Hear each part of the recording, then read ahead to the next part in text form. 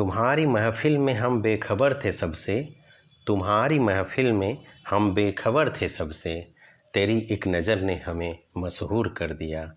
तेरे इश्क में ऐसे टुकड़े हुए रूह के, तेरे इश्क में ऐसे टुकड़े हुए रूह के, तराश कर तूने मुझे कोहिनूर कर दिया, तराश कर तूने मुझे कोहिनूर कर दिया। जी हाँ, जब हम किसी बेहद कीमती वस्तु या किसी बेहद कीमती रिश्ते की बात करते हैं तो वहाँ पर तुलना होती है दुनिया के मशहूर कोहिनूर हीरा से। कोहिनूर हीरा जो कि भारत में गोलकुंडा की खान से मिला था। आज हम उसी कोहिनूर हीरे के बारे में कुछ दिलचस्प बातें आपको बताएंगे इस ब्लॉग में।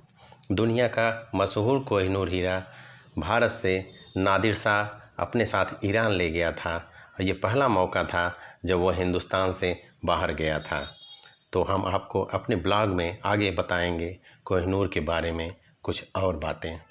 कोहिनूर के बारे में बता दें कि यह विश्व का सबसे बड़ा और सुंदर हीरा था। इतिहासकार बताते हैं कि संभवतः इसे तुर्कों ने किसी दक्षिण भारतीय मंदिर में एक मूर्ति की आंख से निकाला था, जो बाद में मुगलों के हाथ लग गया। यह मुर्गी के छोटे अंडे के बराबर था और इसकी चमक और आभा से आंखें चौंधिया जाती थीं। उस समय यह कहा जाता था कि इसे बेचकर पूरी दुनिया को 2.5 दिन तक खाना खिलाया जा सकता है। जी हाँ, पूरी दुनिया को 2.5 दिन तक खाना खिलाया जा सकता था। ईरान का शासक और भारत पर आक्रमण करने वाला नादिर शाह हिंदुस्तान के खजाने को लूटने के उद्देश्य से 1.5 लाख सैनिक लेकर आया था।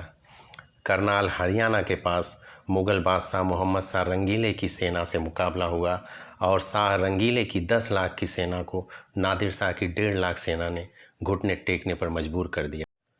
मशहूर इतिहासकार सर H.M. इलियट और जॉन डॉसन लिखते हैं कि जैसे ही नादिर शाह के 40,000 सैनिक दिल्ली में घुसे, वहाँ अनाज के दाम आसमान छूने लगे। जब सैनिकों ने मोल भाव करना चाहा तो व्यापारियों से झड़प शुरू हो गई और 900 सैनिक मारे गए। नादिर शाह को यह बात पता चली तो उसे नागवार गुजरी। उसने दिल्ली की पूरी आबादी को कत्ल करने का आदेश अपने सैनिकों को दे दिया। सुबह 9 बजे से शाम 5 बजे तक 30,000 लोगों को कत्ल कर दिया गया। मुग़ल बादशाह मोहम्मद शाह रंगीले का सेनापति नादिर शाह के सामने पेश किया गया।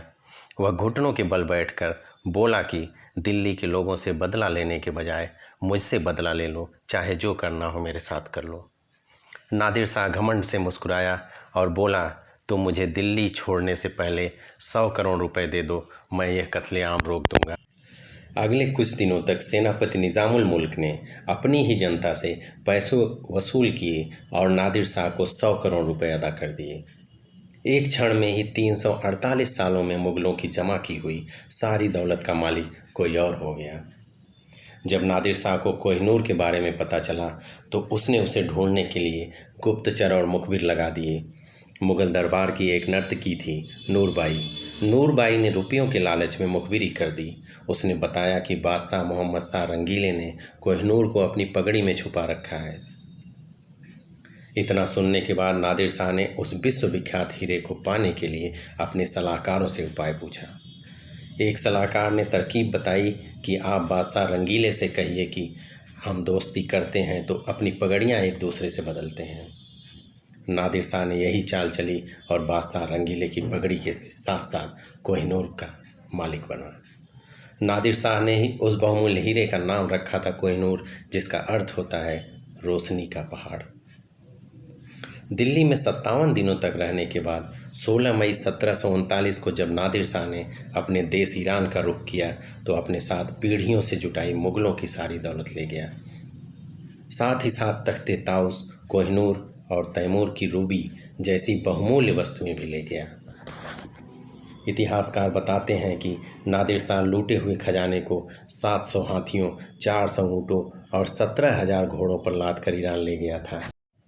कोहिनूर भारत वापस कैसे आया, कोहिनूर के बारे में कुछ और दिलचस्प कहानियाँ, दिलचस्प किस्से, कुछ ऐसी बातें जो शायद ही कहीं पढ़ी गई हो, हम अपने अगले ब्लॉग में बताएंगे। और यह अंग्रेज़ों के हाथ कैसे लग गया, ये भी हम आपको अपने अगले ब्लॉग में सुनाएंगे। तब तक आप हमारे साथ बने रहें और सुनते रहें संतोष द ब्लॉगर को।